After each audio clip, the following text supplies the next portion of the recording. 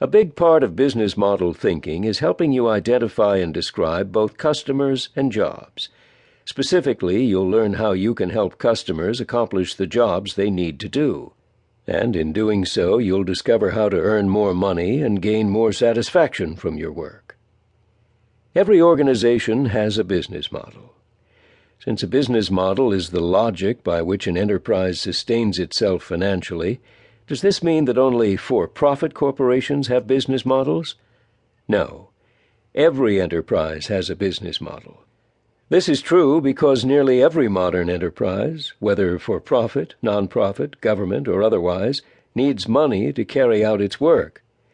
For example, imagine you work for the New York Roadrunners, NYRR, a non-profit organization that promotes community health and fitness by holding running races, classes, clinics, and camps. Though NYRR is a non-profit group, it must still pay staff salaries, purchase permits, pay utility, maintenance, legal, and other expenses, buy event supplies such as timing systems, bib numbers, refreshments, and finisher shirts and medals for its races, and build a reserve fund for expanding services in the future. NYRR's main motivation is not financial gain. Instead, its goal is to serve community customers who want to stay fit. Still, even a non-profit organization needs cash to carry out its work. Therefore, like any other enterprise, NYRR must be paid for helping customers get jobs done. Let's ask our two business model questions about NYRR. Who is the customer? NYRR's main customers are runners and other community members who want support and camaraderie in their quest to maintain or improve fitness.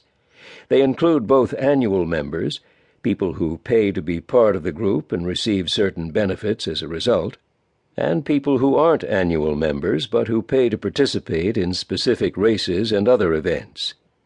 What job does the customer need to have done? NYRR's main job is hosting running-related events in the New York area. NYRR is therefore a non-profit group whose customers pay for its services. But what about organizations that provide free services to customers? Does the business model idea still apply to them? Yes. Imagine a non-profit group we'll call Orphan Watch, a charitable organization that houses, feeds, and teaches orphaned children. Like NYRR, Orphan Watch needs cash to carry out its work. For example, it must buy food, clothes, books, and supplies for the children under its care, pay staff salaries, rent dormitory school facilities, pay utility, maintenance, legal, and other expenses, and build a reserve fund for expanding services in the future, etc.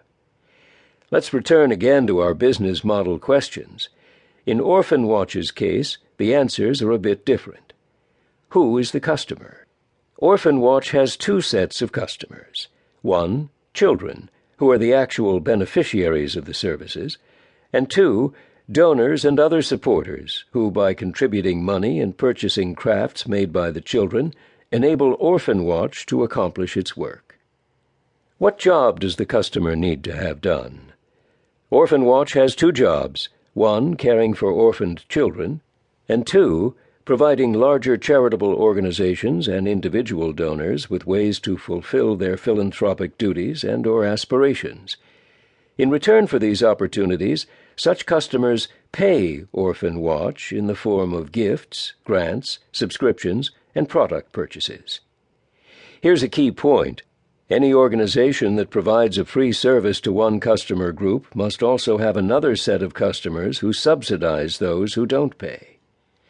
So you can see that our two business model questions do apply to Orphan Watch, just as they apply to any for-profit venture. The harsh truth. What would happen to Orphan Watch if it stopped receiving donations and grants? It would become unable to carry out its mission. Even if Orphan Watch's entire staff agreed to continue working without pay, the organization would be unable to cover other essential costs. Its only choice would be to shut down. Nearly all enterprises operating in the modern economy, including governments, face a harsh truth. When cash runs out, the game's over. Different enterprises have different purposes.